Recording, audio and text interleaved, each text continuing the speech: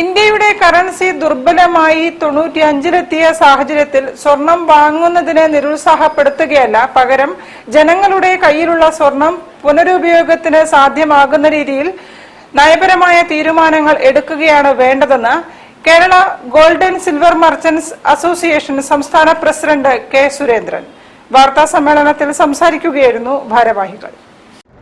1 കോടിയിലേറെ ആളുകൾ ഇന്ന് ഇന്ത്യയിൽ സ്വർണ്ണ വ്യാപാരവുമായി ബന്ധപ്പെട്ട് പ്രവർത്തിക്കുന്നു. ഒരു വർഷത്തേക്ക് സ്വർണ്ണാഭരണങ്ങൾ ആളുകൾ ഉപഭോക്താക്കൾ വാങ്ങരുത് അല്ലെങ്കിൽ നിരുത്സാഹപ്പെടുത്തണം എന്ന് പറയുന്ന ഒരു വാചകം വന്നാൽ ഈ 1 കോടിയിലേറെ ആളുകളെ ബാധിക്കുന്ന തരത്തിൽ ഈ സ്ഥാപനങ്ങളൊക്കെ ഒരു വർഷത്തേക്ക് അടച്ചിടുന്നതിന് തുല്യമാവും.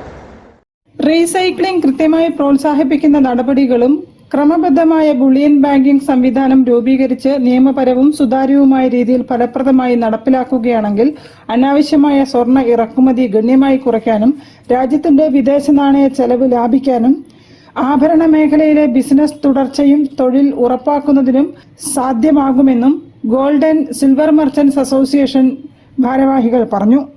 സ്വർണം ഒരു ആഗോള കറൻസിയായി മാറിക്കൊണ്ടിരിക്കുന്ന സാഹചര്യത്തിൽ സ്വർണം വാങ്ങുന്നതിനെ നിയന്ത്രിക്കുന്നതിന് പകരം രാജ്യത്തിനുള്ളിലെ സ്വർണ്ണശേഖരം സാമ്പത്തിക സംവിധാനത്തിലേക്ക് കൊണ്ടുവരുന്ന നയങ്ങൾ സർക്കാർ രൂപീകരിക്കുകയാണ് വേണ്ടതെന്നും ഭാരവാഹികൾ പറഞ്ഞു. വീണ്ടും വീണ്ടും സ്വർണം ഇന്ത്യയിലേക്ക് ഇറക്കുമതി ചെയ്യുക എന്ന് പറയുന്നത് നിരുത്സാഹപ്പെടുത്തേണ്ടത് തന്നെയാണ്. അതിന് ബദൽ സംവിധാനം ഈ വ്യാപാരവും വ്യവസായവും ഇവിടെ നിലനിൽക്കണമെങ്കിൽ ആവശ്യകത നിറവേറ്റുകയും വേണം.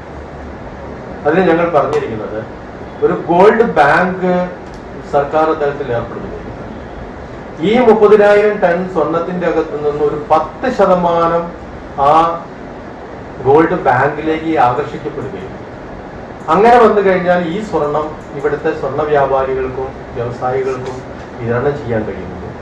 3 വർഷത്തേക്ക് ഒട്ടും സ്വർണം ഇന്ത്യയിലേക്ക് ഇറക്കുമതി ചെയ്യാതെ തന്നെ സർക്കാരിന് പിടിച്ചു നിർത്താൻ കഴിയുമെന്നാണ് ഞങ്ങൾ ആ കാര്യങ്ങൾ പറഞ്ഞത്.